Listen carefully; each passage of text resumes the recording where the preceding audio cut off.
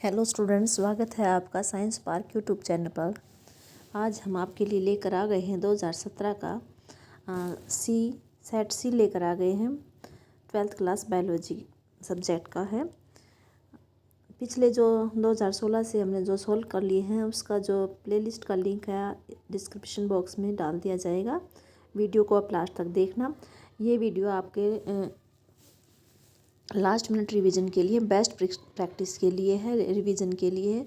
आपको इन question paper से ये आइडिया हो जाएगा कि आपके लिए कौन से क्वेश्चन इंपॉर्टेंट है, मोस्ट इम्पोर्टेंट क्वेश्चन कौन से हैं। आप उनकी रिवीजन कर लेना और फिर आपके एग्ज़ाम के अच्छे स्कोर के लिए आपके लिए वीडियो बहुत अच्छी साबित होंगी। चलो स्टार्ट करते हैं। आज का सेट सी है। पहला जो है सेक्शन ए है, ऑब्जेक्टिव टाइप क्वेश्चंस का। पहला क्वेश्चन है, in which of the following organisms asexual production occurs in by zoospores. अब ये सिलेबस में नहीं है तो ये क्लेमाइडोमोनाज आंसर आ जाएगा। बी ऑप्शन सही आंसर है इसका। Which of one of the following traits of pea plant studied by Mendel is dominant. कौन सा ट्रेड इसमें डोमिनेंट है? सभी ट्रेड जो है बी सीड, ये एक्सियल फ्लावर पोजीशन वाला है, ये डोमिनेंट है। और सभी जो ग्रीन सीड कलर है, ये wrinkle seed shape, yellow pod colour, तीनों ही रिसेसिव हैं। इसका सही आंसर ए है। अगला क्वेश्चन देखिए, in which phase of cell cycle DNA replication take place. DNA replication जो है इस फेस में होता है, तो ए ऑप्शन इसका सही है। Which naturalist had said that evolution of life form occurred by use and disuse of the organs. ये डिसयूज आएगा, डिस्कस नहीं है, डिसयूज ऑफ ऑर्गन्स। तो सी ऑप्शन इसका सही है। लैमार्क ने कही थी ये बात। अगला क्वेश्चन है, which one of the following is the vector of the chikungunya disease. Chikungunya के लिए कौन है? तो इसका सही आंसर है एडीज मॉस्किटो है चिकनगुनिया के लिए। अगला क्वेश्चन अब सिलेबस में नहीं है। Bacterium propionibacterium shermanii is used in the preparation. ये बैक्टीरिया है किस कौन से प्रोडक्ट, एडिबल प्रोडक्ट के लिए यूज़ किया जाता है? तो स्विस चीज़ होता है, उसके लिए इस बैक्टीरियम से इस स्विस चीज़ को बनाया जाता है। अगला क्वेश्चन देखिए, ये सिलेबस में नहीं है। अगला देखिए, व्हाट इज़ पार्थिनोजेनेसिस। पार्थिनोजेनेसिस क्या होता है? इसमें फीमेल गैमिट अंडरगो, जो फीमेल का गैमिट होता है उसकी मतलब फर्टिलाइजेशन नहीं होती और डेवलप हो जाता है to a form new organisms. यानी गैमिट से ही नया ऑर्गेनिज्म बन जाता है बिना फर्टिलाइजेशन के, विदाउट फर्टिलाइजेशन। इस प्रोसेस को बोलते हैं पार्थिनोजेनेसिस। यानी फीमेल गैमिट से ही ऑर्गेनिज्म बन जाना बिना फर्टिलाइजेशन के, तो होगा पार्थिनोजेनेसिस। What is vasectomy. देखिए बच्चे इसमें कंफ्यूज होते हैं वैसेक्टोमी और ट्यूबेक्टोमी में वो डिफरेंस नहीं कर पाते। तो इसको कैसे याद रखना है? आप देखिए, आपने मेल एसेसरी डक्ट याद की होंगी, उसमें वैस डिफरेंस वैस अफ्रेंशिया आता है, तो ये मेल में है, फीमेल में नहीं है। तो वैस डिफरेंशिया और वैस अफ्रेंशिया, तो आपको ये ध्यान रखना है। वैसेक्टोमी, वैस से उसका कनेक्शन कर लीजिए कि वैस है तो ये मेल में होगी, वैसेक्टोमी होगा मेल में। तो वैसेक्टोमी मेल में है, ऐसे याद रखना है। ट्यूबेक्टोमी जो होती है वो फीमेल में फैलोपियन ट्यूब होती है, तो उससे ट्यूबेक्टोमी बना है, तो उसको वैसे याद रख लेना। तो आपको ये ऐसे याद रह जाएगा, आप उल्टा पुल्टा नहीं लिखोगे। तो इसका क्या मतलब है वैसेक्टोमी का? स्टरलाइजेशन प्रोसीजर होता है एक तरह से ये। In the male is called vasectomy. In vasectomy a small part of the vas deferens removed. छोटा सा पार्ट रिमूव कर देंगे वैस डिफरेंस का, और टाइड या बांध देंगे उसको थ्रू ए स्मॉल इंसिजन, छोटा सा कट लगा के ऑन द स्क्रोटम। तो उससे क्या होगा? स्पर्म की एंट्री नहीं, स्पर्म वो बाहर नहीं निकल पाएंगे। तो ये वैसेक्टोमी है। अगला है, व्हाट इज़ पॉलीप्लॉइडी। पॉली माने बहुत सी, एक से ज़्यादा होगी पॉलीप्लॉइडी। 2 वाला डिप्लॉयड होता है, 3 वाला ट्रिप्लॉयड, 3 से ज़्यादा जो मतलब ऐसे पॉलीप्लॉइड हो जाएगा। इसका मतलब क्या है? Failure of cytokinesis after telophase stage of cell division. Cell division होती है, उसमें टीलोफेज स्टेज आते हैं, वहाँ पर साइटोकाइनेसिस नहीं होता। फेलियर साइटोकाइनेसिस हो जाएगा तो पॉलीप्लॉइडी नहीं होगी, और साइटोकाइनेसिस नहीं होगा तो पॉलीप्लॉइडी हो जाएगी। तो इसमें क्या होता है, इसमें पॉलीप्लॉइडी होने के कारण या तो इंक्रीज हो जाएगा whole set of chromosome in organism, या फिर लॉस हो जाएगा, या तो ज़्यादा हो जाएगा पूरा एक क्रोमोसोम, या जो है कम हो जाएगा। तो इसको बोल देते हैं पॉलीप्लॉइडी।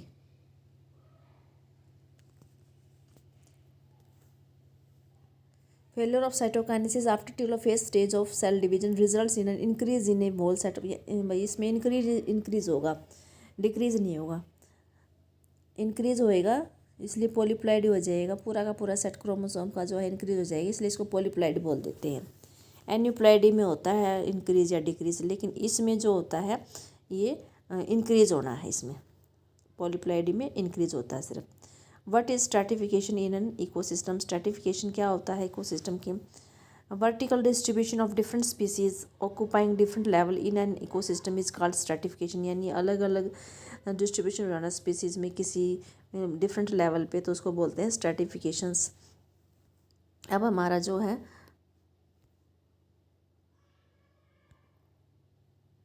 सेक्शन बी स्टार्ट हो रहा है। सेक्शन बी का फर्स्ट क्वेश्चन है, give an example of copper released IUD, copper release करने वाली आईयूडी का नाम बताना है। तो कॉपर रिलीज करने वाली आईयूडी का नाम है कॉपर टी, कॉपर 7।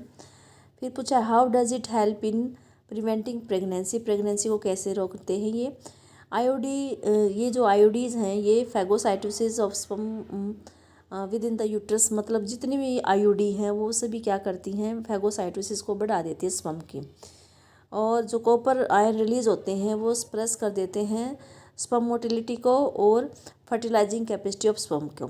तो इन दोनों चीज़ों को, मोटिलिटी को भी स्प्रेस कर दिया और इसकी फर्टिलाइजिंग कैपेसिटी है उसको भी स्प्रेस कर दिया, तो इसे प्रेगनेंसी रुक जाती है। तो ये हो जाएगा इसका आंसर। अगला है are the thorns of bougainvillea and tendrils of cucurbita homologous organs और एनालोगस। तो ये होमोलोगस ऑर्गन्स होते हैं, इनका ओरिजिन और स्ट्रक्चर सेम है लेकिन इनका फंक्शन अलग अलग हो जाता है। थॉर्न का फंक्शन होता है प्रोटेक्शन और टेंड्रिल का फंक्शन है हेल्प करना, क्लाइंबिंग में हेल्प करता है प्लांट्स की। State the kind of evolution they represent, homologous जो ऑर्गन होते हैं वो डाइवर्जेंट इवोल्यूशन रिप्रेजेंट करते हैं, तो इसमें डाइवर्जेंट इवोल्यूशन आ जाएगा, ये 2 नंबर का हो गया। अगला है फोर्थ है give the scientific name of the malarial parasite that cause malignant malaria in human. तो इसका साइंटिफिक नेम है प्लाज्मोडियम फाल्सीपेरम, अच्छे से याद कर लेना, प्लाज्मोडियम फाल्सीपेरम है। मलेरिया वाला क्वेश्चन तुम्हें अच्छे से करना है क्योंकि इसकी लाइफ साइकिल पूछ लेते हैं, इससे कुछ ना कुछ क्वेश्चन जरूर पूछा जाता है, तो मलेरिया की लाइफ साइकिल अच्छे से कर लेना। Mention the symptoms of malaria disease, symptoms क्या होते हैं? चिल मतलब ठंड लगती है, ज़्यादा बुखार मतलब बुखार आता है, बार बार बुखार आता है, ये इसके सिम्टम्स होते हैं। अगला क्वेश्चन अब सिलेबस में नहीं है। What is gene therapy, name the first clinical case where it was used. Gene therapy क्या होता है? Correction of a genetic defect, यानी किसी भी जीन में डिफेक्ट आ जाता है, उस डिफेक्टिव जीन को रिप्लेस करना है नॉर्मल जीन के साथ। Correction of a genetic defect involves insertion of a normal gene into the individual और एम्ब्रियो, या तो इंडिविजुअल में डाल देंगे या एम्ब्रियो में डाल देंगे, to take over the function of and compensate for the non functional genes. जो नॉन फंक्शनल जीन्स है उसके फंक्शन या उसके जो उसको कंपनसेट करने के लिए हम उसकी जगह नॉर्मल जीन डाल देंगे और उससे करेक्ट हो जाएगा हमारा जो जेनेटिक डिफेक्ट है। First clinical gene therapy was given in 1990 में की गई थी 4 इयर्स ओल्ड गर्ल के साथ। वो उसको एडेनोसिन डीएमिनेज डेफिशिएंसी थी, यानी एडेनोसिन डीएमिनेज एक एंजाइम है, इस एंजाइम को बनाने वाला जीन डिफेक्टिव था, वो जीन जो है इस एंजाइम को बना नहीं पा रहा था, तो इस जीन को रिप्लेस किया था, तो इससे ये फिर इसको जीन थेरेपी नाम दिया गया था।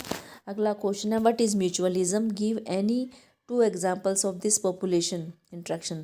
म्यूचुअलिज्म क्या होता है? ऐसा इंट्रैक्शन होता है जिसमें कि दोनों जो स्पीसीज़ इसमें शामिल होते हैं वो उनको दोनों को फ़ायदा होता है, in which both species benefits, कुछ ना कुछ दोनों को फ़ायदा होता है। एक तो होता है लाइकन, हम 6ठी क्लास से पढ़ते आ रहे हैं, लाइकन है एग्जाम्पल। म्यूचुअल रिलेशनशिप होता है बिटवीन फंगस और एल्गी के बीच में। जो एल्गी होता है वो फोटोसिंथेसिस करके उसको फूड प्रोवाइड करता है, और जो फंगस होता है उसको मिनरल्स एंड वाटर प्रोवाइड करने में, एब्जॉर्ब करने में हेल्प करता है प्लांट की।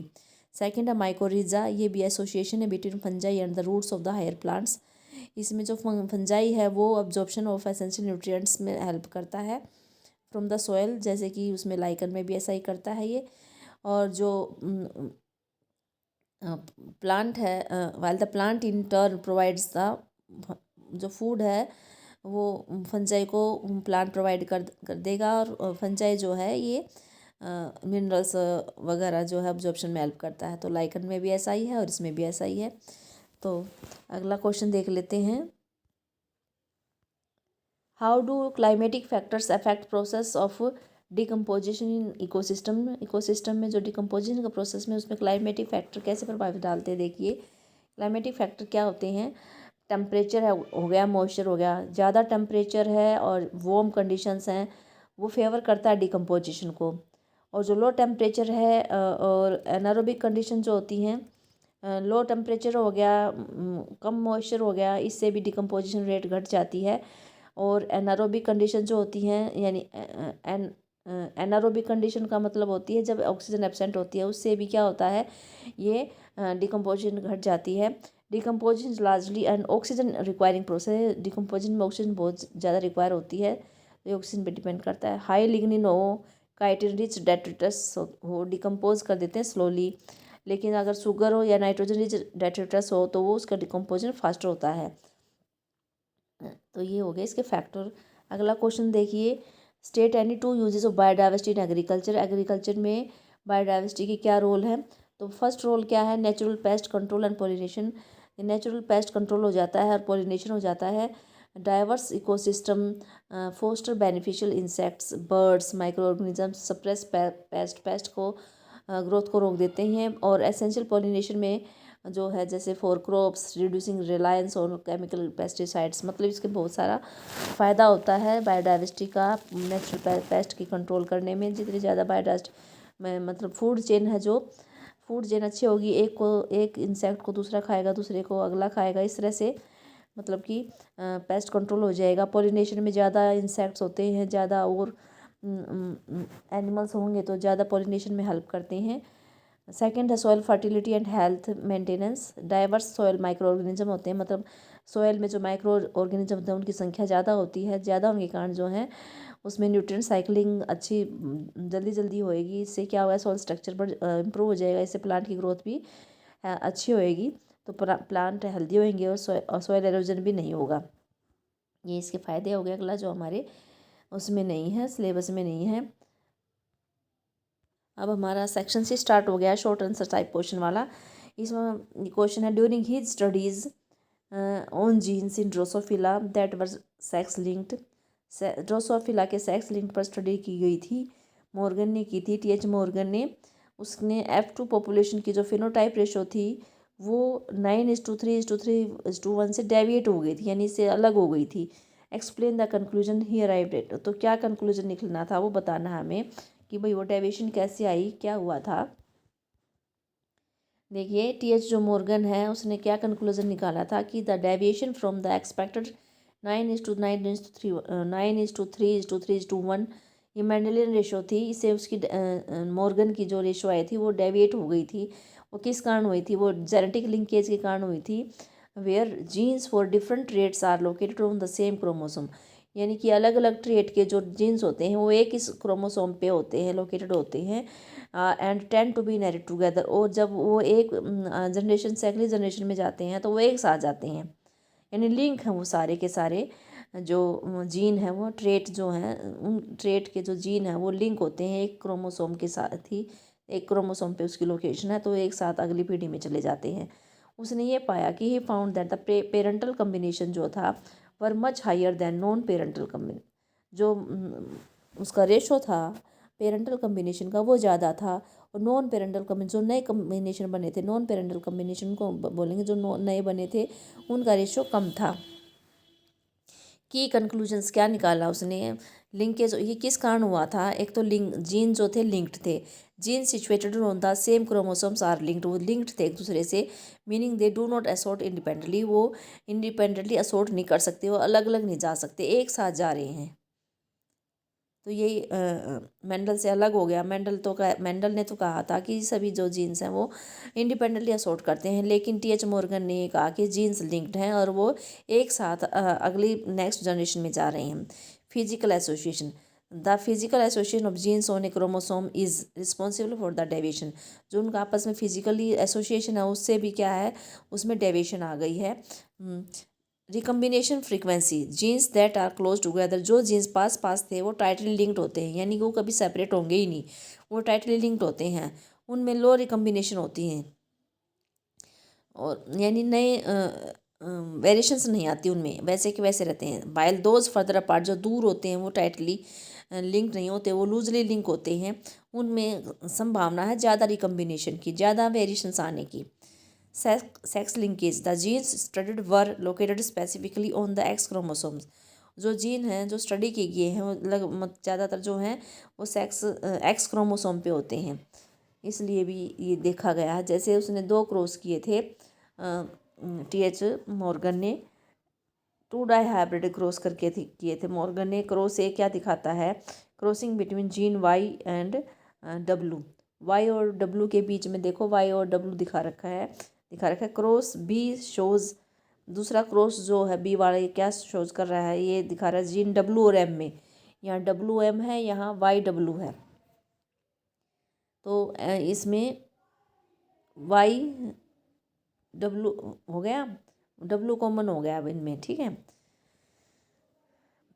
डोमिनेंट वाइल्ड टाइप अलील जो होते हैं वो रिप्रेजेंट, जो प्लस निशान से लगा रखा है ये डोमिनेंट है, वाइल्ड है, डोमिनेंट है, देखो प्लस प्लस निशान लगा रखे हैं, ये कैसे हैं, ये डोमिनेंट दिखा रखे हैं, वाइल्ड हैं ये type allele. Are sign and superscript में दिखा रखा है। Strength of linkage between Y and W is higher than WM, जो लिंकेज है वाई एंड W में ज़्यादा है, किससे, W और M से।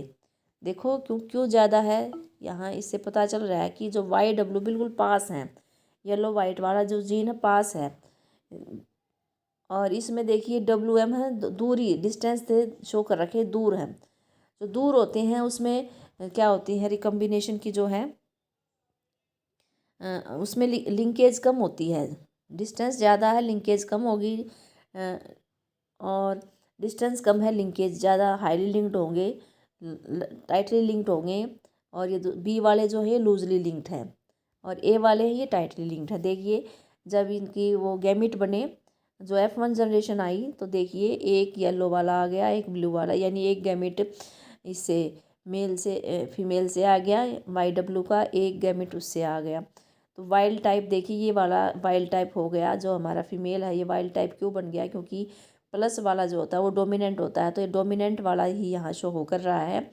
और ये दूसरा जो है इसमें जो है मेल का जो ये दूसरा है क्रोमोसोम ये आ गया, तो ये येलो वाइट है, इसमें ये इसमें कोई जीन नहीं होता इस क्रोमोसोम के ऊपर, तो ये क्या है येलो वाइट आ जाएगा, ये जो रिसेसिव है वो उसने अपने आप को एक्सप्रेस कर दिया है, येलो वाइट आ गया है। तो इसमें ये देखिए फिर इन्होंने पेरेंटल जो थे, पेरेंटल कैसे थे, ये वाला था पेरेंटल वाइल्ड टाइप वाला था, और रिकम्बिनेंट, और ये दूसरा रिकम्बिनेंट ले लिया, इनकी क्रॉसिंग करवाई इसने, किस किस की लिया, पेरेंटल तो मेल ले लिया, यूँ कहीं पेरेंटल देखो Y+W+ है, ये वाला पेरेंटल तो इन्होंने मेल ले लिया 98.7%, और जो रिकम्बिनेंट टाइप्स है 1.3 टाइप्स है वो ले लिया इन्होंने, वो आया है, ये देखो इसकी जनरेशन जो आई है ये 1.3, पेरेंटल कम आई है 1.3, और जो रिकम्बिनेंट जो है 1.3 आई है, पेरेंटल 98.7 आई है। ये ध्यान से देखो, ये जो पेरेंट लिए थे वैसे के वैसे 98.7% आ गए, रिकम्बिनेंट हैं ये कम आए, देखो ठीक है। रिकम्बिनेंट कम क्यों आए हैं, ये क्योंकि इसमें जो जीन है ये लिंक्ड हैं, लिंक्ड जीन होने के कारण ये रिकम्बिनेशन शो नहीं कर रही, वेरिएशन शो नहीं आ रही, इसलिए इसमें ये सिर्फ ओनली 1.3% ही वेरिएशंस आ रही है, रिकम्बिनेंट आ रही हैं। इस तरह से ये देखो फिर F2 जनरेशन भी दिखा दी इन्होंने, wild type yellow white, wild type yellow white, ये देखो इस तरह से वाइट हो गया ये बिल्कुल, ये येलो हो गया, तो ये दोनों जीन जो हैं साथ साथ हो रहे हैं।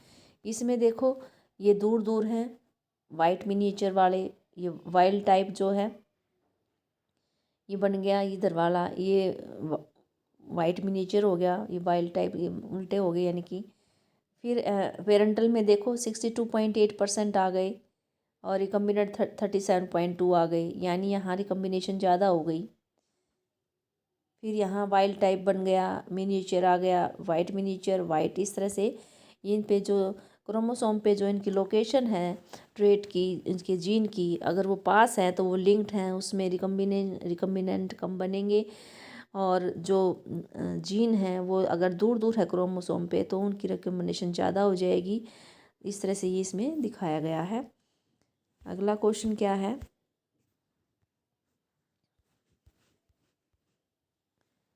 अगला है how are flocs produced in the secondary treatment plant of sewage. Very important question है ये फ्लॉक्स वाला भी। Explain their role. जब सेकेंडरी ट्रीटमेंट होती है, प्राइमरी ट्रीटमेंट का जो इफ्लुएंट है जब सेकेंडरी ट्रीटमेंट में आ जाता है, उसमें आता है, तो उसमें लार्ज एयरेशन टैंक होता है, उसमें मतलब हवा बहुत ज़्यादा पास करते हैं, उसको बार बार कॉन्स्टेंटली उसको एजिटेट किया जाता है मैकेनिकली, एंड उसमें पंप की जाती है, हवा को पंप किया जाता है। हवा पंप करने से क्या होता है, जो एरोबिक को जो इसमें माइक्रोब्स होते हैं, बैक्टीरिया वगैरह होती है, उनकी बहुत ज़्यादा ग्रोथ हो जाती है, विग्रस ग्रोथ हो जाती है एरोबिक माइक्रोब्स की, और वो फिर फ्लॉक्स में कन्वर्ट हो जाती है। फ्लॉक्स क्या होता है, एक तरह से उसमें बैक्टीरिया तो है ही, बहुत ज़्यादा बैक्टीरिया तो है ही, वो फंगल जो फिलामेंट होते हैं उसके साथ एसोसिएशन करके एक मैश लाइक स्ट्रक्चर, जाल जैसा स्ट्रक्चर बना लेते हैं। यानी कि फंगल के फिलामेंट में बैक्टीरिया बहुत ज़्यादा आ गए हैं तो एक से जाल सा बन जाए, उसको फ्लॉक्स बोल देते हैं। यानी ज़्यादा ग्रोथ होने से ऐसा हो गया है। जब इनकी ग्रोथ हो रही हो तो दीज माइक्रोब्स क्या करते हैं, क्या कंज्यूम करते हैं, major part of the organic matter, जो उसमें पानी में होता है, पोल्यूटेड वाटर में जो वेस्ट होता है ऑर्गेनिक मैटर, तो उसको उसको कंज्यूम कर लेते हैं। This significantly reduces BOD of the, इससे इफ्लुएंट की जो है बीओडी अपने आप, ये इसके फंक्शन है, एक तरह से रोल है इसका, कि वो क्या कर देता है, ऑर्गेनिक मैटर को कंज्यूम कर लिया उसका, और उसने बीओडी को रिड्यूस कर दिया। ये इसका रोल हो गया फ्लोक का। अगला क्वेश्चन क्या है, how are the desired DNA sequences used in biotechnology cut, कैसे उसको कट करेंगे, explain the techniques use to separate the cut fragments. देखिए इसमें ये देखो नीचे दिखा रखा है, डिज़ायर्ड डीएनए सीक्वेंस जो है किसी भी बायोटेक्नोलॉजी में वो कैसे कट करते हैं, वो रेस्ट्रिक्शन एंडोन्यूक्लियस एंजाइम से कट करेंगे। ये एंजाइम जो है मॉलिक्यूलर सीजर्स की एक तरह कैंची की तरह काम करते हैं, लेकिन मॉलिक्यूल को काटने वाली कैंची है ये रिकॉग्नाइज करते हैं स्पेसिफिक पैलिंड्रोमिक सीक्वेंस को इन द डीएनए, एंड उसको कट करते हैं शुगर फॉस्फेट बैकबोन पे, एट द स्पेसिफिक साइट पे कट करेंगे।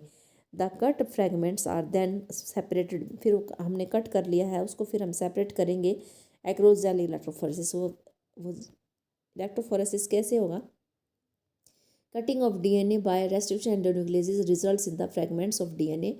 These fragments can be separated by the technique known as gel electrophoresis.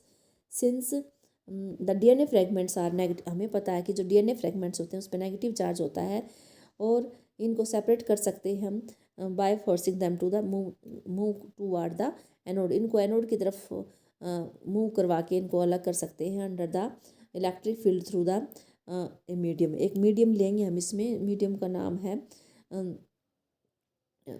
जो है एग्रोज का बना होता है। ये मीडियम मैट्रिक्स जो है एग्रोज जेल का बना होता है, ये सीविड से प्राप्त होता है।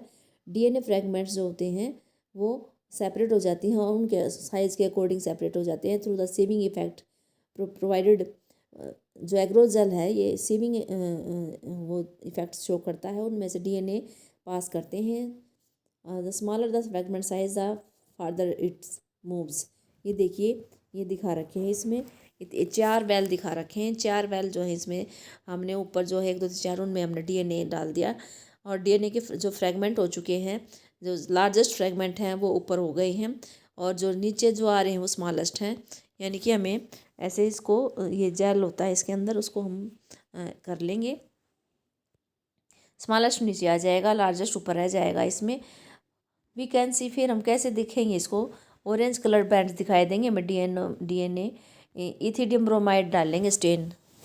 इसको जब इसमें से लेके आएंगे सेपरेट कर लेंगे, एक रोज जल से पीस कट कर लेंगे, और उसको हम इथिडियम ब्रोमाइड में स्टेनिंग करेंगे, फिर उसको एक्सपोज करेंगे अल्ट्रावायलेट लाइट में, तभी हमें ये ऑरेंज कलर के बैंड दिखाएंगे, नहीं तो दिखाई नहीं देते। सेपरेट जब ये बैंड सेपरेट हो जाते हैं, इनको फिर कट आउट कर लेते हैं एक रोज जेल से, और इनको एक्सट्रैक्ट करते हैं फ्रॉम द जेल पीस। इनमें एक्सट्रैक्ट कर लेंगे, दिस स्टेप इज कॉल्ड इलोशन। इस तरह से हम इसमें अलग कर लेंगे।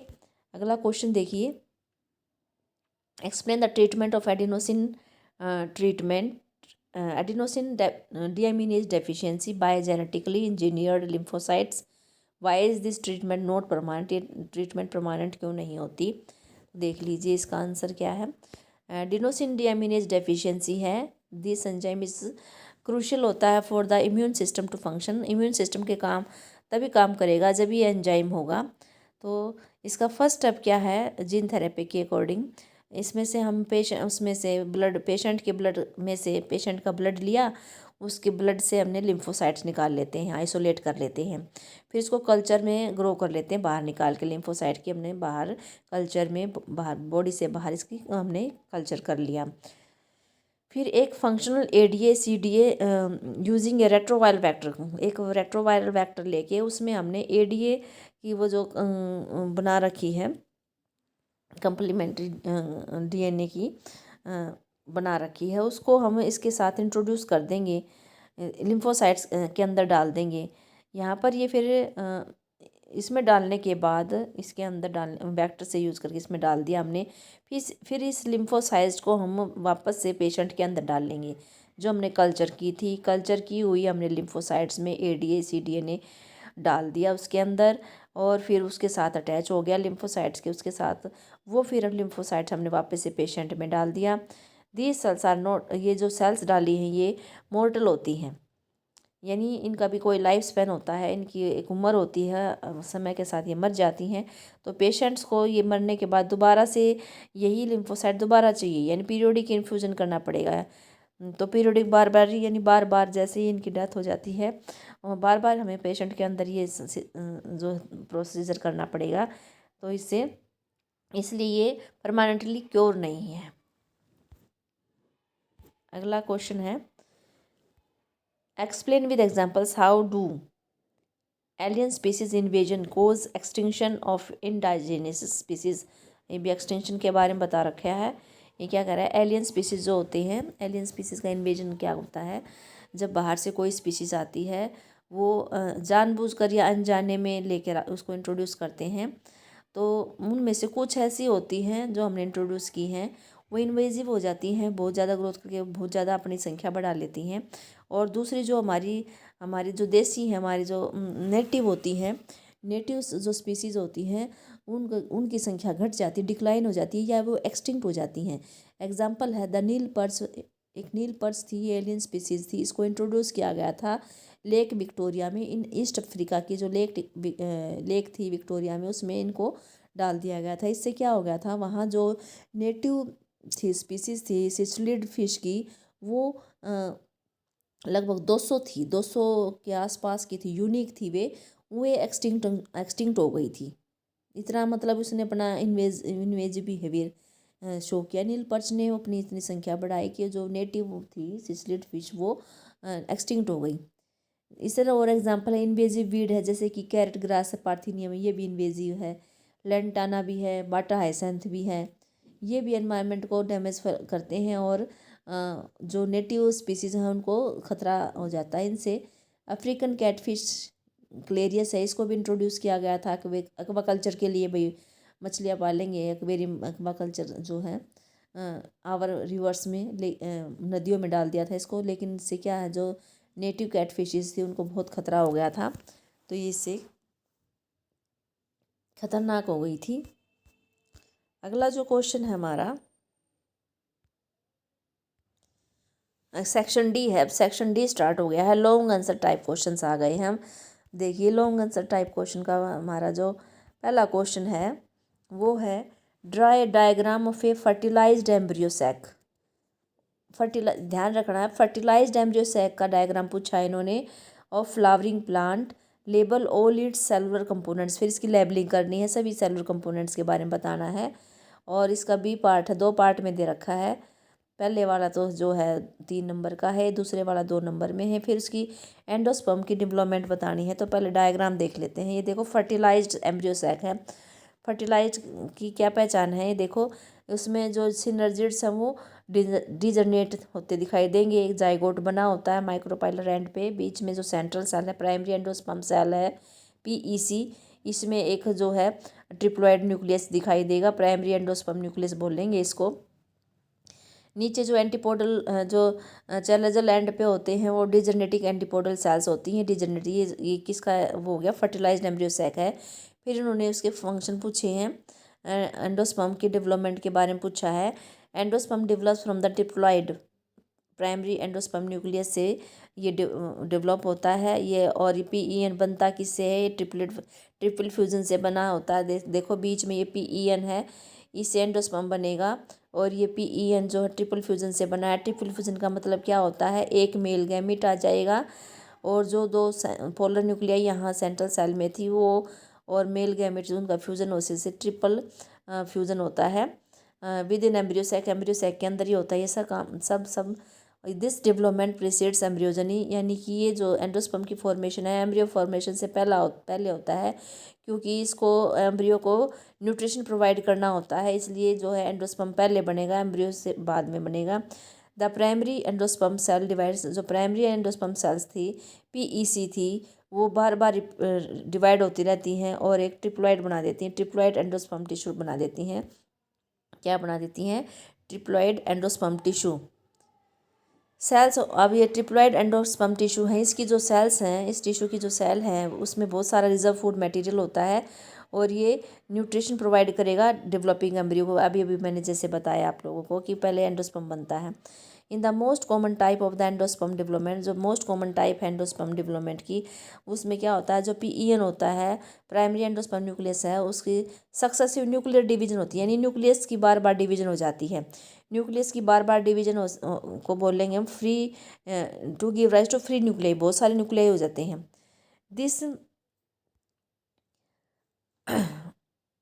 This stage of the endosperm development is called the free nuclear endosperm. इसको क्या बोलेंगे, फ्री न्यूक्लियर एंडोस्पर्म बोलेंगे। मतलब बहुत बार जो है न्यूक्लियस की डिवीजन हो गई तो इसको फ्री न्यूक्लियर एंडोस्पर्म बोल देंगे। अभी मतलब सेल वाल साइटोकाइनेसिस नहीं हुआ है, सेल वाल नहीं बनी है, तो इसलिए इसको फ्री न्यूक्लियर एंडोस्पर्म बोल रही हैं। सब्सिक्वेंटली सेल वाल फॉर्मेशन आकर फिर बाद में क्या हो जाती है, सेल वाल बन जाती है और जो एंडोस्पर्म है वो सेलुलर हो जाएगा। शुरू में न्यूक्लियर बोलेंगे, बाद में जो बनेगा उसको सेलुलर बोलेंगे।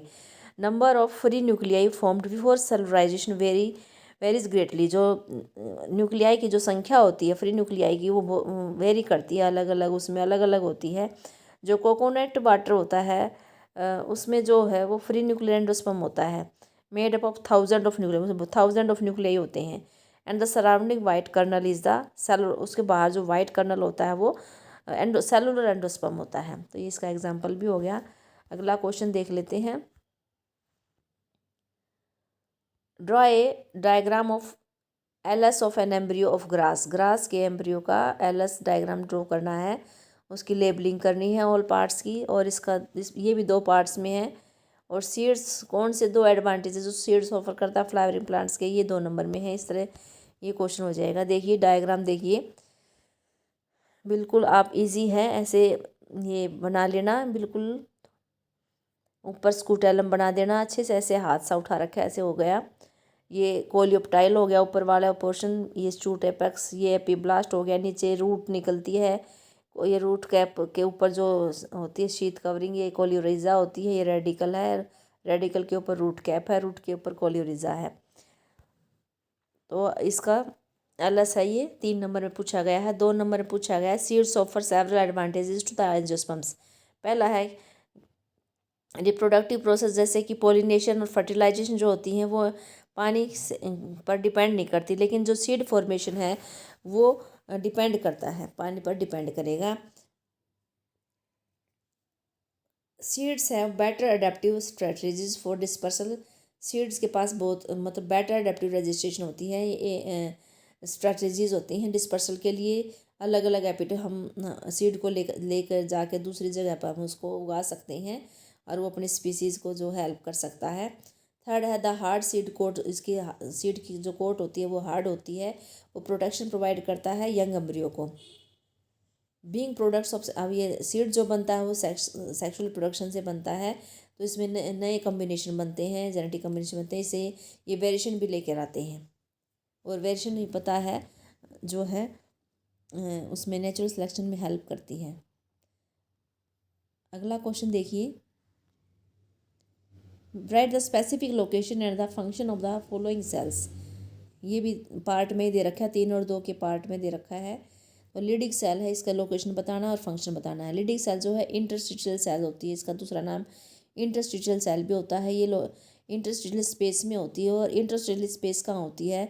ये सेमिनिफेरस ट्यूब्यूल के बाहर होता है। टेस्टिस में सेमिनिफेरस ट्यूब्यूल होती है। सेमिनिफेरस ट्यूब्यूल के बाहर जो स्पेस होता है वो इंटरस्टिशियल स्पेस होता है, और उसके अंदर ही ये लिडिक सेल होती है।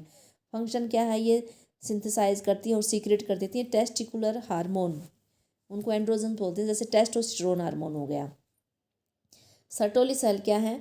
ये कहाँ लोकेटेड होती हैं? ये inside the lining of the seminiferous tubule, अंदर सेमिनिफेरस ट्यूब्यूल की जो लाइनिंग है वहाँ उसके अंदर होती हैं। फंक्शन क्या है? ये न्यूट्रिशन प्रोवाइड करती है जर्म सेल्स को। प्राइमरी स्पर्मेटोसाइट्स कहाँ मिलेंगी? प्राइमरी स्पर्मेटोसाइट्स देखिए ऊपर दे रखा है इसका, देखिए ये भी दिन the germinal epithelium inside the seminiferous tubule. देखिए 2 चीज़ें हैं वो इनसाइड हैं, सर्टोली सेल भी इनसाइड है, प्राइमरी स्पर्मेटोसाइट भी इनसाइड है, लेकिन जो लिडिक सेल है वो आउटसाइड है, ये ध्यान रखना है। सेमिनिफेरस सेल के ट्यूब्यूल्स के आउटसाइड है, और सर्टोली सेल भी अंदर है, प्राइमरी स्पर्मेटोसाइट्स भी अंदर है।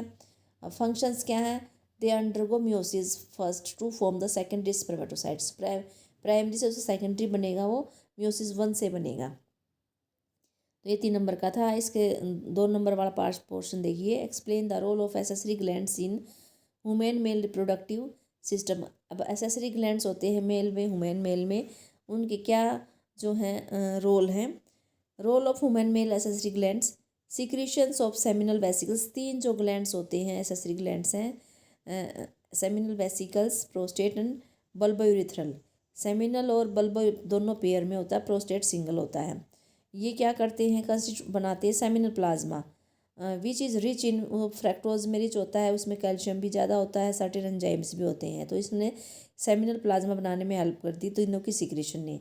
सेकंड क्या है? जो बल्बोयूरेथ्रल ग्लैंड्स है उसके सिक्रीशंस क्या होते हैं? वो पेनिस को लुब्रिकेट करता है, उसको चिकना बनाए रखता है। तो ये हो गया हमारा 17वां क्वेश्चन। अगला क्वेश्चन देखिए, 17वां क्वेश्चन के इंटरनल चॉइस में दे रखा है, name the inner and middle layer of the human uterus and explain their role. यानी ह्यूमन न्यूट्रस की इनर और मिडल लेयर के बारे में बताना है और उनके रोल बताने हैं। इनर लेयर जो है एंडोमेट्रियम होती है। एंडोमेट्रियम क्या करती है? यूटेरिन कैविटी होती है उसकी लाइनिंग बनाती है। जब एंडोमेट्रियम में साइकिल, ये इसका रोल क्या हो गया? Undergo cyclical change during the menstrual cycle जो होती है, जब ये टूट टूट कर बाहर आती है, ब्रेक हो जाती है, फर्टिलाइजेशन नहीं होती, तो एंडोमेट्रियम जो है ब्रेक डाउन हो जाती है और बाहर आती है, तो ये इसका रोल आ जाएगा, साइक्लिकल चेंज हो जाती है इसमें। मिडल लेयर जो होती है मायोमेट्रियल होती है, जो कि मसल, स्मूथ मसल्स की बनी होती है। ये एग्जिबिट करती है strong contraction during the delivery of the baby. Parturition के दौरान कॉन्ट्रैक्शन होती है इन मसल्स की, और तभी बेबी बाहर आता है। तो ये इसका रोल हो गया। अगला क्वेश्चन जो है नेम 3 नंबर का, explain the process of parturition in women female. 3 number में पार्चुरेशन पूछा गया है। पार्चुरेशन देख लेते हैं। The average duration of women pregnancy is about 9 months which is called the gestation period. यानी कि 9 महीने जो होता है गेस्टेशन पीरियड होता है। 9 महीने वो जो एम्ब्रियो है, जो बेबी है, वो माँ के अंदर रहता है। Vigorous construction of the uterus, uterus की जो ये लेयर अभी हम पढ़ के आए हैं, तो उसमें कंट्रक्शन हो जाता है, मायोमेट्री में बहुत ज़्यादा हो जाता है। At the end of the pregnancy, 9 महीने के होने के बाद जो है उससे क्या होता है? एक्सपल्शन होती है, delivery of the foetus. This process of the delivery of the foetus is called the parturition. Parturition जो है, ये जो प्रोसेस है, ये induced by the complex neuro endocrine mechanism, neuron से भी और हार्मोन से भी, दोनों चीज़ों से होता है। जो सिग्नल है पार्चुरेशन का, भाई बेबी को एक्सपल बाहर आना, तो उसका सिग्नल कैसे जाएगा? वो फुली डेवलप्ड फीटस से इसका जो सिग्नल है वो ओरिजिनेट होगा। यानी जो फीटस है वो फुली डेवलप्ड हो गया तो उससे सिग्नल जाएगा। And the placenta which induce, और प्लेसेंटा से भी, जो कि इंड्यूस माइल्ड यूट्रिन कॉन्ट्रैक्शन, जो कि जो यूट्रस है उसकी कॉन्ट्रैक्शन में हेल्प करेगा। इसको बोलते हैं फीटल इजेक्शन रिफ्लेक्स। पूछ लेते हैं अलग से, 1 नंबर में पूछा जाता है what is foetal ejection reflex. तो आप ये बोलोगे, सिग्नल वाली बात बोलोगे कि जो फुली डेवलप्ड फीटस है उससे सिग्नल जाएगा, ओरिजिनेट होएगा, और जो प्लेसेंटा है वो भी इंड्यूस करेगा माइल्ड यूट्रिन कॉन्ट्रैक्शन, तो इसको फीटल इजेक्शन रिफ्लेक्स बोल देंगे। इससे क्या होगा, जब ये रिफ्लेक्स आया है इससे क्या होगा, जो ऑक्सीटोसिन होता है वो रिलीज होना स्टार्ट हो जाएगा। ऑक्सीटोसिन हार्मोन होता है माँ के अंदर पिट्यूटरी होती है, पिट्यूटरी ग्लैंड है, उससे ऑक्सीटोसिन रिलीज होना शुरू हो जाएगा। ऑक्सीटोसिन क्या करता है, वो यूट्रिन मसल पे काम करता है। मायोमेट्रियम जो मसल्स होती है, यूट्रस की जो मसल्स होती है उस पर काम करेगा और वो उसकी जो कॉन्ट्रैक्शन कर रही है उसके कॉन्ट्रैक्शन को स्ट्रॉन्ग बना देता है ताकि बेबी बाहर आ जाए। माइल्ड उसमें कॉन्ट्रैक्शन में बाहर नहीं आता, स्ट्रॉन्ग कॉन्ट्रैक्शन में बाहर आएगा। Which in turn stimulates further secretion of oxytocin. जैसे जैसे स्ट्रॉन्ग यूट्रिन कॉन्ट्रैक्शन होता जाएगा उससे और स्टिमुलेशन मिलेगी पिट्यूटरी ग्लैंड को और वो ऑक्सीटोसिन और सीक्रेट करेगा। Stimulatory reflex between the uterine contraction and oxytocin secretion, ये लगातार होता रहेगा, रुकेगा नहीं। और स्ट्रोंगर ज़्यादा होता जाएगा, शुरू में कम होता है, बाद में स्ट्रोंग होता जाएगा। इससे स्ट्रोंगर होने के बाद जो बेबी जो है leads to the expulsion of the baby out of the uterus through the birth canal, उसको बोल देंगे पार्चुरेशन।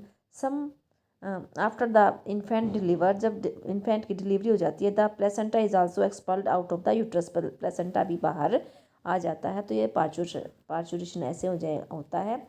अब लास्ट क्वेश्चन है हमारा, describe Frederick Griffith's experiment on streptococcus pneumonia. उसने कैसे उसका एक्सपेरिमेंट के बारे में बताना हमने, उसने कैसे किया था और क्या कंक्लूजन निकला था। इंटरनल चॉइस में कि हार्शे एंड चेज एक्सपेरिमेंट दे रखा है। देखिए, ट्रांसफॉर्मिंग प्रिंसिपल नाम से जानते हैं। 1928 में फ्रेडरिक ग्रिफिथ था, उसने बहुत से एक्सपेरिमेंट किए थे इस स्ट्रेप्टोकोकस के निमोनिया के साथ। बैक्टीरिया है ये, निमोनिया कोज करता है। इसने मिरेकुलस ट्रांसफॉर्मेशन वो देखी गई थी इस बैक्टीरिया में। During the course of his experiment, जब वो अपना एक्सपेरिमेंट कर रहे थे तो एक living organism bacteria had change to physical form, उनकी फिजिकल फॉर्म में जो है कन्वर्जन चेंज हो गया था। When streptococcus pneumonia bacteria are grown on a culture plate, जब कल्चर प्लेट में उगाया गया, some produces smooth shiny colonies, उनमें से कुछ जो बैक्टीरिया थे उनके ऊपर जो है स्मूथ शाइनी कोट आ गई थी, तो उनको बोला गया था स्मूथ शाइनी कॉलोनीज। जो कुछ कॉलोनीज थी उन पे रफ मटेरियल आ गया था, उसको बोला गया था रफ कॉलोनीज। आर रफ वाले को आर, स्मूथ शाइनी वाले को स्मूथ। अब ये कैसे पता चला भाई ये स्मूथ है ये रफ है, तो इससे क्या क्या हुआ, जो एस स्ट्रेन होती है बैक्टीरिया है वे म्यूकस पॉलीसेक्राइड, यानी कि जो एस स्ट्रेन है, एस स्मूथ के लिए एस लिखा गया है, स्मूथ जो है उसके लिए एस लिखा गया है। वो उसका स्मूथ क्यों बना है, क्योंकि उसके ऊपर बाहर म्यूकस पॉलीसेक्राइड की कोट आ गई। जो म्यूकस होता है वो चिकना होता है, इसलिए स्मूथ बोला गया, उसकी कोट बन गई थी। जो आर स्ट्रेन है उसके ऊपर ये कोट नहीं थी, ये चिकनी वाली कोट नहीं थी, म्यूकस की पॉलीसेक्राइड की कोट नहीं थी, इसलिए उसको रफ बोल दिया गया है। तो ऐसे दो तरह की कॉलोनी बन गई थी कल्चर में, एक जिसके ऊपर म्यूकस वाली कोट थी उसको स्मूथ बोल दिया गया था, एक वो स्ट्रेन जो इस पर म्यूकस की कोट एब्सेंट थी वो रफ स्ट्रेन बोला गया, उसको आर से डिनोट किया गया। अब क्या किया, ये हमने कल्चर कर लिया, दो तरह की हमारे पास स्ट्रेन आ गई है बैक्टीरिया की। अब माइस इन्फेक्टेड किया गया, माइस पर इन्फेक्शन करवाया गया एस स्ट्रेन से। एस स्ट्रेन जो म्यूकस था जिसके ऊपर, वो वायरुलेंट स्ट्रेन है, ख़तरनाक स्ट्रेन है। वो उस माइस के अंदर निमोनिया कोज कर देती है और उस निमोनिया के कारण जो है माइस मर जाती है। ठीक है, लेकिन जिस माइस को हमने आर स्ट्रेन से इन्फेक्ट किया था उसमें निमोनिया डेवलप नहीं हुआ, ये बात अच्छे से याद रखना है। एस स्मूथ वाले जो स्मूथ है म्यूकस वाली कोट, जो जब उससे इन्फेक्शन किया तो उससे निमोनिया हो गया और माइस की डेथ हो गई। और जो आर स्ट्रेन से अगर हमने निमोनिया किया है तो आर स्ट्रेन वाले से निमोनिया हुआ नहीं, वो ज़िंदा रहे। देखिए, एस स्ट्रेन इंजेक्ट इनटू माइस में हमने इंजेक्ट कर दिया एस स्ट्रेन, तो इसमें निमोनिया हो गया और माइस डाई हो गई। जब हमने आर स्ट्रेन को इंजेक्ट किया तो निमोनिया नहीं हुआ, वो माइस जिंदा रही। अब ग्रिफिथ ने क्या किया, ये तो पता चल गया एस स्ट्रेन से माइस मर रही है और आर स्ट्रेन से वो जिंदा रह रही है। फिर उसने क्या किया, he was able to kill bacteria, उसने बैक्टीरिया को किल किया बाय हीटिंग दैम, बैक्टीरिया को ही मार दिया हीट करके। उसने ये ऑब्ज़र्व किया कि जो हीट किल्ड एस स्ट्रेन है, यानी जो एस स्ट्रेन वाली जो उन्होंने मार दिया है उसने हीट से, हीट किल्ड एस स्ट्रेन बोल देंगे अब उसको, स्मूथ वाले को। अब उसने इंजेक्ट किया माइस में। पहले तो सिंपल एस स्ट्रेन वाला कर दिया था, अब उसने मार कर मरे हुए बैक्टीरिया को, हीट किल्ड एस स्ट्रेन वाले बैक्टीरिया को इंजेक्ट कर दिया माइस में। तो माइस में कोई निमोनिया नहीं हुआ, माइस जिंदा रही। ठीक है। फिर अगले केस में उसने क्या किया, उसने S strain heat killed bacteria plus R strain का लाइव ले लिया। एस स्ट्रेन वाला भी निमोनिया कोज नहीं कर रहा था, आर स्ट्रेन वाला भी निमोनिया कोज नहीं कर रहा था, माइस जिंदा रह रही थी दोनों केस में। लेकिन जब दोनों को मिक्स करके उसने इंजेक्ट किया माइस के अंदर, माइस मर गई। अब यहाँ पर वो ग्रिफिथ हैरान था कि भाई दोनों अलग अलग केस में हमने जब किया था, आर स्ट्रेन से भी जिंदा रह रही थी, एस स्ट्रेन हीट किल्ड से भी जिंदा रह रही थी, लेकिन जब दोनों एक साथ आ गए ऐसा क्या हुआ कि वो माइस जो है मर गई। द माइस जो है died recovered living S bacteria from the dead mice. जो अब दोनों के मिक्सचर से जो माइस मर गई है उसमें उसने क्या रिकवर किया, S living S bacteria, smooth bacteria जिंदा पाया। हमने डाले तो क्या थे, हीट किल्ड मरा हुआ एस डाला था हमने, अब मिल गया क्या, जिंदा। कैसे जिंदा हो गया, अब उसका कंक्लूजन देखिए क्या है। He concluded that the R strain bacteria had somehow been transformed by the heat killed S strain bacteria. उसका कंक्लूजन ये था कि जो आर स्ट्रेन वाले थे, लाइव बैक्टीरिया थे, वो ट्रांसफॉर्म हो गए हीट किल्ड, उस आर स्ट्रेन को ट्रांसफॉर्म कर दिया heat killed S strain bacteria ने, उसको वायरुलेंट बना दिया आर वाले को। मरे हुए bacteria, heat killed S strain में इतनी ताकत थी कि उसने जिंदा आर को ट्रांसफॉर्म कर दिया। ये इसका कंक्लूजन था। Some transforming principle transferred from the, कुछ ऐसी चीज़ थी हीट किल्ड में जो आर स्ट्रेन में चली गई और उसको क्या हुआ, वो जो है उसमें स्मूथ कोट आ गई। यानी हीट किल्ड से कुछ ना कुछ ऐसा चीज़ थी जो आर स्ट्रेन के अंदर चली गई और उस आर स्ट्रेन को ही किस में कन्वर्ट कर दिया, स्मूथ वाले में। उसके अंदर स्मूथ कोट आ गई, म्यूकस कोट आ गई, पॉलीसेक्राइड वाली कोट, एंड बिकम वायरुलेंट, इसलिए वो माइस डाइड हो गई। This must be due to the transfer of genetic material. ये किस कारण हुआ होगा, जेनेटिक मेटेरियल के ट्रांसफर के कारण हुआ होगा। However the biochemical nature of genetic material was not defined. यहाँ ये नहीं पता चला जेनेटिक मटेरियल कौन है, प्रोटीन है, डीएनए है, आरएनए, कौन सी चीज़ हीट किल्ड एस स्ट्रेन से आर में गई है जिससे उसके कारण उसमें वो स्मूथ बन गया है। इसमें यहाँ तक इसको नहीं पता था कि प्रोटीन है, डीएनए है, आरएनए है, कौन है वो जेनेटिक मटेरियल जिसने उसको ट्रांसफॉर्म कर दिया है आर को एस में। तो ये इसका एक्सपेरिमेंट था, ट्रांसफॉर्मिंग एक्सपेरिमेंट बोलेंगे। अब इसका इंटरनल चॉइस में दे रखा है, how did Hershey and Chase establish that DNA is transferred from virus to bacteria. कि भाई डीएनए ही जाता है वायरस से बैक्टीरिया में। इसने तो इसको तो पता नहीं था फ्रेडरिक ग्रिफिथ को, लेकिन हार्सी एंड चेज ने ये प्रूव कर दिया था कि भाई डीएनए ही जा रहा है वायरस से बैक्टीरिया के अंदर, डीएनए जा रहा है।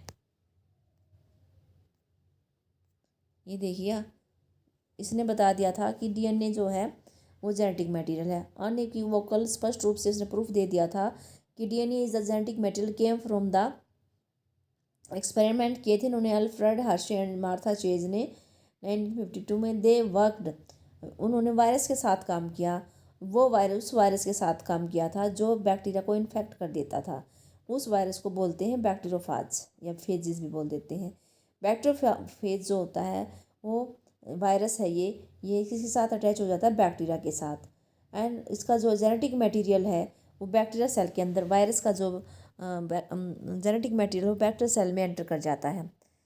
फिर बैक्टीरियल सेल्स इसको ट्रीट करती है, वायरल जेनेटिक मटेरियल को अपना मान लेती है, as it was its own, and subsequently manufactures more virus, फिर इसकी रेप्लिकेशन हो जाएगी और मोर वायरस पार्टिकल्स बन जाएंगे। Hershey and Chase worked to discover whether it was protein, उसने ये डिस्कवर करने की कोशिश की कि प्रोटीन था, डीएनए था। जो वायरस से बैक्टीरिया में ऐसी कौन सी चीज़ है, प्रोटीन जा रहा है, डीएनए जा रहा है, आरएनए जा रहा है, क्या चीज़ है जो वायरस से बैक्टीरिया में जा रही है। दे ग्रू सम वायरसेस, अब उन्होंने कुछ वायरस को एक मीडियम में जो है ग्रो किया। उस मीडियम में क्या था, रेडियो एक्टिव फॉस्फोरस डाल दिया था। कुछ को तो रेडियो एक्टिव फॉस्फोरस में ग्रो किया, कुछ वायरस को उसने रेडियो एक्टिव सल्फर वाले मीडियम में ग्रोथ की। दो मीडियम रख लिए उन्होंने, दोनों में वायरस की ग्रोथ की उन्होंने। Virus is grown in the presence of radio active phosphorus, जो फॉस्फोरस वाले में उसमें जो है ग्रोथ की है, उसमें रेडियो एक्टिव डीएनए आ गया but not radio active of protein. Because जो डीएनए होता है उसके अंदर फॉस्फोरस होता है, उसकी जो बैकबोन बनी होती है फॉस्फोरस शुगर फॉस्फेट की बनी होती है, तो डीएनए में क्या आ गया, रेडियो एक्टिव फॉस्फोरस आ गया। लेकिन प्रोटीन में नहीं गया ये, क्योंकि प्रोटीन में फॉस्फोरस नहीं होता। लेकिन जो हमने उसमें उगाए थे सल्फर वाले में, उसमें क्या है, ये सल्फर जो रेडियो एक्टिव सल्फर है वो प्रोटीन के अंदर चला गया, क्योंकि प्रोटीन के अंदर एमिनो एसिड में सल्फर होता है, लेकिन डीएनए में सल्फर नहीं होता, इसलिए डीएनए नॉन रेडियो एक्टिव हो गया सल्फर वाला, और जो है प्रोटीन वो रेडियो एक्टिव हो गया। अब पता चल जाएगा क्या अंदर आ रहा है। ये देखिए डायग्राम,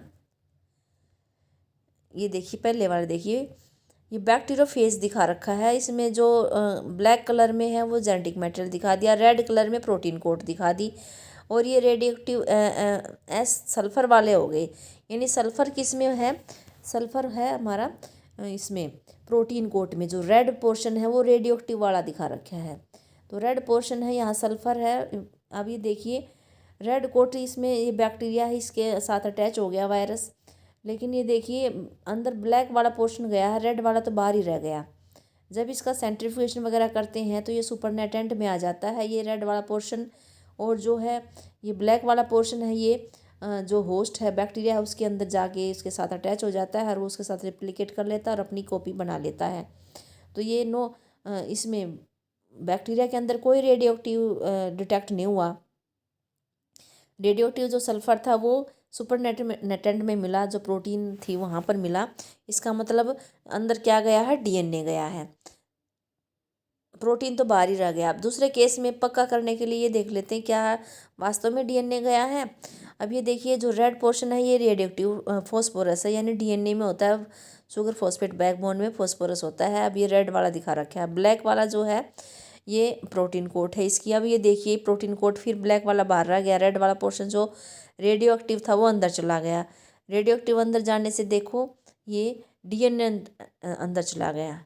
अब इससे ये पता चल गया कि जो ये बैक्टीरियल जो है प्रोटीन कोट ये सुपरनेटेंट में मिलेंगी, चाहे वो रेडियो एक्टिव हो चाहे ना हो। और जो ये इसमें जो है अंदर डीएनए मिलेगा, यहाँ ये रेडियो एक्टिव था, इससे हमें पता चल गया कि डीएनए ही गया है। इसमें 3 स्टेप है, इन्फेक्शन करवाया, दूसरा ब्लेंडिंग करवाई, फिर तीसरा सेंट्रीफ्यूगेशन हुआ। इसके अंदर radioactive phases were allowed to attach to E. coli bacteria. Then as the infection proceeded, the viral coats were removed from the bacteria by agitating them in a blender. The virus particles were separated from the bacteria by spinning them in a centrifuge. Bacteria which was infected with viruses that had radioactive DNA were radioactive, indicating that the DNA was the maternal that passed from the virus to the bacteria. Bacteria that were infected with viruses that had radioactive proteins were not radioactive. This indicates that protein did not enter the bacteria from the viruses. DNA is therefore the genetic material that is passed from the virus to bacteria. तो इस Hershey and chase के इस experiment से साबित हो गया था कि प्रोटीन जेनेटिक मटेरियल नहीं है, डीएनए जेनेटिक मटेरियल है।